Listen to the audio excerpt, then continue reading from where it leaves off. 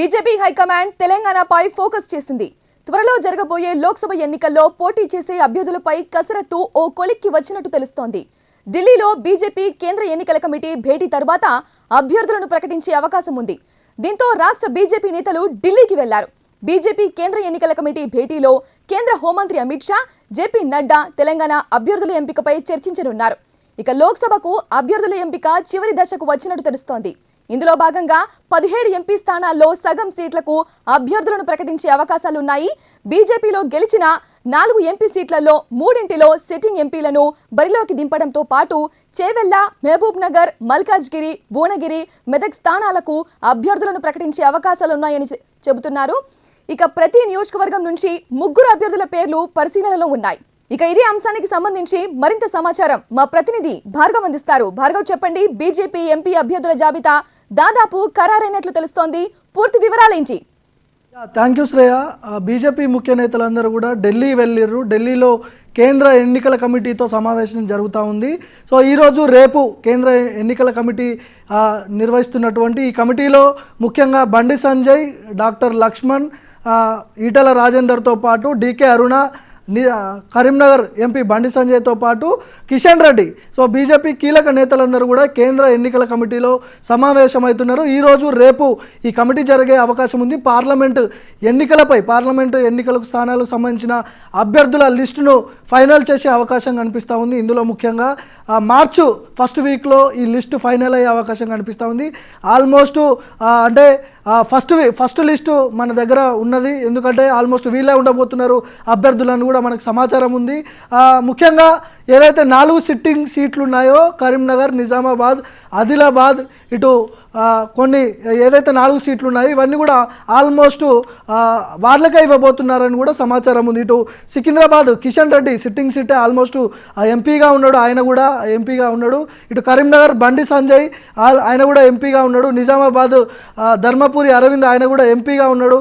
ఆదిలాబాద్ సోయం బాబురావు ఉన్నాడు సిట్టింగ్ ఎంపీగా. సో ఆదిలాబాద్ విషయానికి వచ్చేసరికి కొద్దిగా అంటే 2 పేర్లు వినిపిస్తూ ఉన్నాయి. రాజేష్ జాదవ్ బాబు అని ఆయన పేరు వినిపిస్తూ ఉంది. రాజేష్ బాబు ఈయన పేరు వినిపిస్తూ ఉంది. ఈయన గతంలో బీఆర్ఎస్ పార్టీలో ఉన్నాడు. కేటీఆర్కి అత్యంత సన్నిహితుడిగా ఉన్నాడు. అసెంబ్లీ ఎన్నికల్లో ఉమ్మడి ఆదిలాబాద్ సంబంధించిన నియోజకవర్గాల్లో ఎమ్మెల్యేల గెలుపుకు రాజేష్ బాబు కీలకంగా పనిచేసిండు.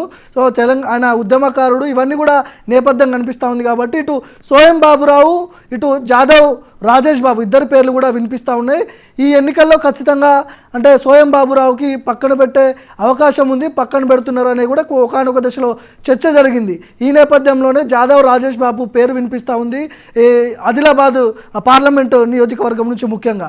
అయితే ఇటు పోతే సిట్టింగ్ సీట్లు ఏవైతే ఉన్నాయో కేంద్ర మంత్రి కిషన్ రెడ్డి ప్రాతినిధ్యం వహిస్తున్నటువంటి సికింద్రాబాద్ ఆయనకే కేటాయిస్తున్నారు. ఆల్మోస్ట్ అయిపోయినట్టుగా మనకు కనిపిస్తూ ఉంది. నిజామాబాద్ ధర్మపురి అరవింద్ ఎగ్జాక్ట్లీ ఆయనకే రాబోతుందని కూడా సమాచారం. ఇటు Bandi Sanjay Karimnagar MP seat sitting ఇది కూడా అయిపోయింది ఆల్మోస్ట్. ఆదిలాబాద్కి వచ్చేసరికి సిట్టింగ్ సీట్ల విషయంలో ఆదిలాబాద్లో కొద్దిగా చేంజెస్ అయ్యే అవకాశం కనిపిస్తూ ఉంది. రాజేష్ బాబుకి కొద్దిగా మొగ్గు చూపుతున్నట్టు కూడా అధిష్టానం తెలుస్తూ ఉంది. లాస్ట్ మినిట్లో ఈ సీటు ఎవరికి ఇస్తారనే అంశాల గురించి పెద్ద ఎత్తున ఉత్కంఠ రేపుతున్న పరిస్థితే మనకు కనిపిస్తూ ఉంది.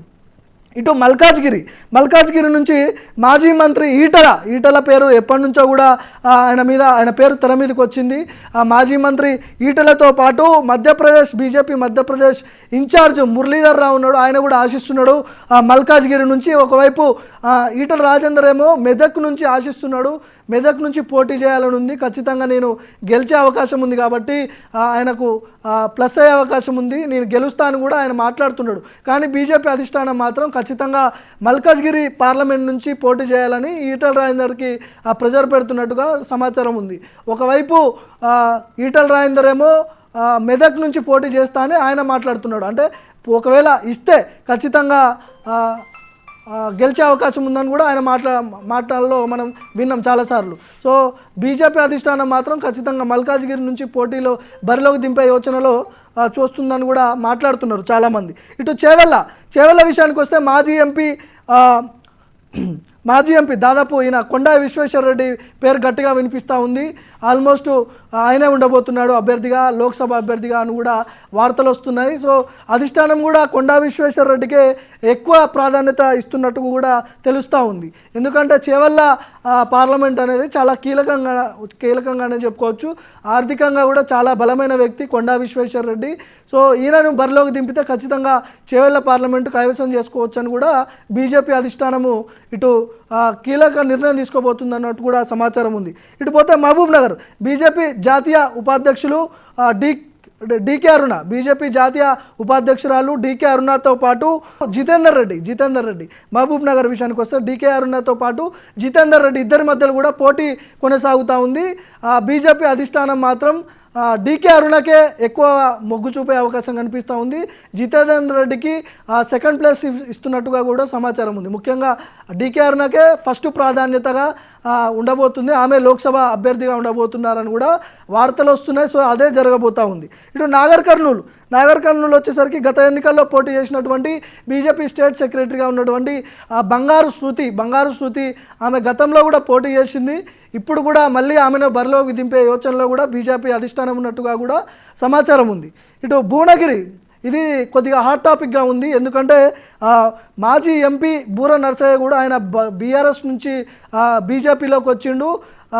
లోక్సభ టికెట్ హామీతోనే భూరగిరి నుంచి పోటీ చేస్తా అనే హామీతోనే ఆయన బీజేపీలోకి రావడం జరిగింది. ఈ నేపథ్యంలోనే ఆయనకి టికెట్ కేటాయిస్తున్నట్టు ఆల్మోస్ట్ ఆ టికెట్ ఆయన కన్ఫర్మ్ అయినట్టు కూడా మనకు సమాచారం ఉంది. ఒకవైపు ఇటు వెద్ర శ్రీరామ్, మనోహర్ రెడ్డి, కాసం వెంకటేశ్వర్లు వీళ్ళు కూడా పోటీ పడుతున్నారు. దాదాపు 3 నుంచి 4 పేర్లు ఒక్క పార్లమెంట్ స్థానంలో పోటీ పడుతున్న సంగతి మనందరికీ తెలిసిందే.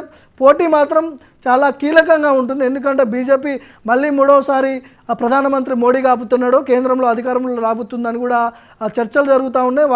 పొలిటికల్ సర్కిల్లో కూడా ఒక చర్చ. అయితే ఈ నేపథ్యంలోనే బీజేపీకి పెద్ద ఎత్తున ఆశావాహులు వస్తున్నారు. సో ఆల్మోస్ట్ ఇటు భువనగిరికి వచ్చేసరికి బూర నర్సయ్య కూడా మాజీ ఎంపీ, ఆయన ఎంపీగా పనిచేసిన అనుభవం ఉంది. సో ఆయన అసెంబ్లీ ఎన్నికల్లో కూడా పోటీ చేయలేదు బీజేపీలో. మొన్న జరిగినటువంటి అసెంబ్లీ ఎన్నికల్లో బీజేపీ నుంచి అధిష్టానము ఎల్బీ నగర్ నుంచి ఇబ్రహీంపట్నం నుంచి కూడా పోటీ చేయమంటే నాకు ఇంట్రెస్ట్ లేదు, నేను లోక్సభకే ప్రియారిటీ ఇస్తాను కూడా ఆయన కూడా మాట్లాడాను. మనం కూడా ఆయనతో చాలాసార్లు మాట్లాడినాము. లోక్సభకే ఎక్కువ ప్రాధాన్యత వస్తున్నట్టు కూడా సమాచారం. ఆల్మోస్ట్ భువనగిరి బూర నర్సయ్య గౌడ్కి కన్ఫర్మ్ అయినట్టుగా చెప్పుకోవచ్చు. సో ఇటు పోతే హైదరాబాదు భగవంతరావు, గతంలో కూడా ఈయన పోటీ చేసిన హైదరాబాదు ఎంఐఎం కైవసం చేసుకుంటుంది ఎప్పుడు కూడా లోక్సభ స్థానం. కొద్దిగా ఇది టైట్గా ఉంటుంది సీటు. కాబట్టి భగవంతరావు గతంలో నుంచి కూడా పోటీ చేసిండు. ఇందులో ట్విస్ట్ ఏంటంటే హైదరాబాద్ నుంచి రాజా సింగ్ పేరు కూడా వినిపిస్తూ ఉంది. ఈయన బీజేఎల్పీ నేతగా గతంలో ఈయన పేరే వినపడ్డది. బీజేఎల్పీ నేతగా రాజా సింగ్ ఉండబోతున్నాడని కూడా వార్తలు వచ్చినాయి. కాకపోతే అధిష్టానం ఏలేటి మహేశ్వర్ రెడ్డికి ప్రాధాన్యత ఇచ్చింది. ఆయన ఇప్పుడు బీజేఎల్పీ నేత ఉన్నాడు కాబట్టి రాజా సింగ్ని హైదరాబాద్ సీట్లో బరిలో దింపాలని బీజేపీ అధిష్టానం చూస్తూ ఉంది. ఆయన పేరు కూడా వినపడతా ఉంది. ఇటు భగవంతరావుతో పాటు రాజా సింగ్. సో ఇద్దట్లో ఎవరికైనా ఇవ్వచ్చు, ఇద్దరికి కూడా ఛాన్స్ ఉందని కూడా మాట్లాడుకుంటున్నారు. సో మెదక్ మాజీ ఎమ్మెల్యే రఘునందన్ రావు ఇటు కొత్త అభ్యర్థులు 2-3 కూడా పోటీ పడుతూ ఉన్నారు. గత ఎన్నికల్లో పోటీ చేసి ఓడిపోయినటువంటి మాజీ ఎమ్మెల్యే రఘునందన్ రావు అక్కడ బరిలో ఉంచబోతున్నారు. మెదక్ నుంచి రఘునందన్ రావుని బరిలో ఉంచబోతున్నారు. ఆల్మోస్ట్ ఆయనకే లోక్సభ టికెట్ కన్ఫర్మ్ అయిందని కూడా మాట్లాడుకుంటారు. సో అదే జరగబోతోంది. జహీరాబాద్ విషయానికి వస్తే జహీరాబాద్ రీసెంట్గా బీజేపీలో జాయిన్ అయినటువంటి చికోటి ప్రవీణ్ కుమార్ ఆయన ఆసక్తి చూపుతున్నాడు. జహీరాబాద్ నుంచి టికెట్ కూడా అడుగుతున్నాడు. లోక్సభ స్థానంలో ఖచ్చితంగా నాకు టికెట్ ఇస్తే నేను గెలుస్తాను కూడా ఆయన ధీమా వ్యక్తం చేస్తున్నారు. మనం కూడా చాలాసార్లు మాట్లాడినాం చికోటి ప్రవీణ్ కుమార్తో. చికోటి ప్రవీణ్ ఆశిస్తున్నప్పటికీ మరి బీజేపీ అధిష్టానము కొత్త అభ్యర్థులకు ప్రాధాన్యత ఇస్తుందా లేదా అనే అంశాల గురించి వేచి చూడాల్సి ఉంది. మొత్తానికి సిట్టింగ్ సీట్లతో పోలిస్తే ఇటు ఆల్మోస్ట్ మనం ఎప్పటి నుంచో అనుకున్నటువంటి కొన్ని పేర్లు అయితే తెర మీదకి రాబోతున్నాయి. బూర నర్సయ్య గౌడ్ కావచ్చు, ఇటు ఈటల రాజేందర్ కావచ్చు, బండి సంజయ్ నిజామాబాద్, ధర్మపురి అరవింద్ కావచ్చు, ఇవన్నీ కూడా కొన్ని సీట్లు అందరు కూడా ఆల్మోస్ట్ తెలిసిన పర్సన్సే వీళ్ళందరూ కూడా. సో లోక్సభ ఎన్నికల్లో ఖచ్చితంగా బీజేపీ 17 పార్లమెంటు స్థానాల్లో ఖచ్చితంగా 14 నుంచి 15 సీట్లు ఖచ్చితంగా గెలవాలనే నేపథ్యంలోనే కేంద్ర ఎన్నికల కమిటీతో ఈరోజు రేపు చర్చలు జరగనున్నాయి. నాకు తెలిసి మార్చి ఫస్ట్ వీక్లో లిస్ట్ ఫైనల్ అయ్యే అవకాశం ఉంది. ఆల్మోస్ట్ మనం చెప్పిన లిస్ట్ ఫైనల్ అవుతుంది మన దగ్గర ఉన్న సమాచారం. ఎందుకంటే సిట్టింగ్ ఎంపీలుగా ఉన్నటువంటి 4 ఎంపీ స్థానాల్లో ఆదిలాబాద్ ఒకటి కొద్దిగా టైట్గా ఉంది. 2 అభ్యర్థులు ఇక్కడ జాదవ్ రమేష్ ఒకటి ఇటు సోయం బాబురావు ఇద్దరి మధ్యలో పోటీ ఉంది. కాబట్టి చూడాలి సిట్టింగ్ అభ్యర్థి మరి ఉంచుతారా లేకపోతే చేంజ్ చేస్తారా ఆదిలాబాద్ విషయానికి వస్తే అనే అంశాల గురించి చర్చ జరుగుతుంది. ఇటు 3 సికింద్రాబాదు, నిజామాబాదు, కరీంనగర్, నిజామాబాద్ ఇవి 3 కూడా ఖచ్చితంగా ఆల్మోస్ట్ టికెట్ కన్ఫర్మ్ అయిపోయిందనేది చెప్పుకోవచ్చు. సో ఇవన్నీ కూడా ఇప్పుడు కొత్త అభ్యర్థుల పేర్లు తెర మీదకి వస్తున్నాయి. కొండా విశ్వేశ్వరరెడ్డి కావచ్చు, ఈటల రాజేందర్ కావచ్చు, రఘునందన్ రావు గారు కావచ్చు, వీళ్ళందరూ కూడా తెర మీదకి వస్తున్నాయి. సో ఇదే మన దగ్గర ఉన్నది ఫైనల్ లిస్టు, ఇదే రాబోతున్నది.